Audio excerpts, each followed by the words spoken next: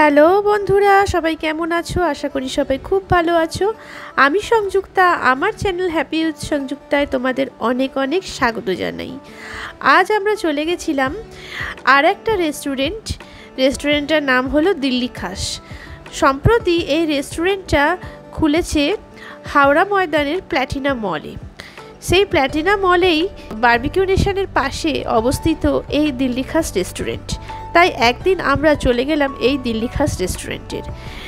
দিল্লির যে মোঘল বাদশাদের সমস্ত ইমারত, সেই আদলেই ভিতরের ইন্টেরিয়ারটা এখানে করা হয়েছে। দেখলে তোমরা বুঝতেই পারবে।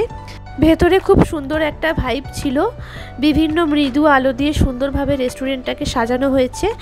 আর দিল্লিতে মুঘল সম্রাটদের যে স্থাপত্য রীতি ছিল, সেই স্থাপত্য রীতির অনুকরণে ভিতরের ইন্টেরিয়ারটা করা হয়েছে। বেশ ভালো লাগছিল দেখে। চলো এই রেস্টুরেন্টের যে মেনু কার্ডটা, সেই মেনু কার্ডটা একবার দেখিয়ে দিই।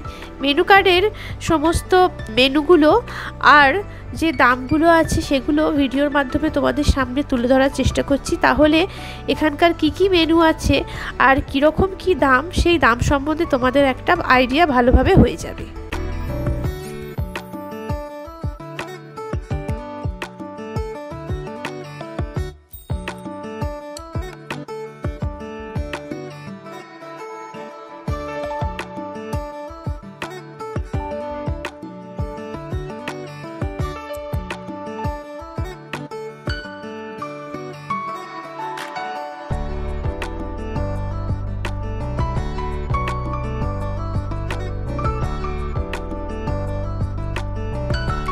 আমাদের খাবারের অর্ডার দেওয়া হয়ে গেছে।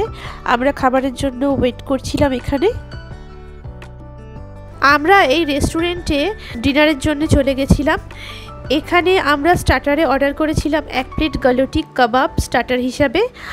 আর মেন কোর্সে অর্ডার করেছিলাম একটা করে তন্দুরি রুটি, টোটাল 3টে তন্দুরি রুটি আর একটা কুলচা।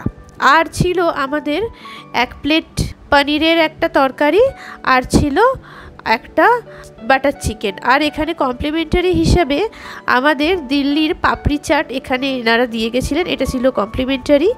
এই পাপড়ি চাটটা বেশ ভালো ছিল। আর আমরা অর্ডার করেছিলাম একটা করে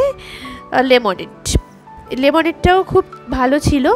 এখানকার খাবার কোয়ালিটি মোটামুটি ভালো, আর দামগুলোও মোটামুটি রিজনেবল আছে। তোমরা ট্রাই করে দেখতে পারো, আশা করি তোমাদের ভালো লাগবে। আমরা এখানে খাবারের অর্ডার দিয়ে খানিকটা টাইম আমাদের ওয়েট করতে হচ্ছিল। সম্ভবত এনাদের স্টাফ এই সময় কম ছিল, তাই আমাদের একটু খাবার জন্য ওয়েট করতে হচ্ছিল। এনাদের সার্ভিস একটু স্লো ছিল, কিন্তু খাবার কোয়ালিটি বিহেভিয়ার মোটামুটি বেশ ভালো ছিল। প্রথমেই আমাদের লেমনেডটা এখানে দিয়ে গেছেন এনারা।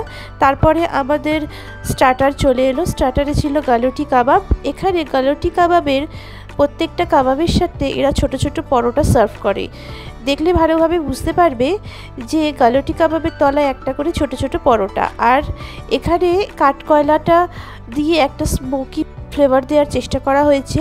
গালোটি কাবাবটা আমরা লখনৌতে বা গালাওয়াটে যেরকম খেয়েছিলাম সেটার মতো অত ভালো না হলেও মোটামুটি ঠিকঠাক ছিল, খারাপ ছিল না, ভালোই ছিল। প্রথমে এনারা স্টার্টারটা সার্ভ করে দিলেন।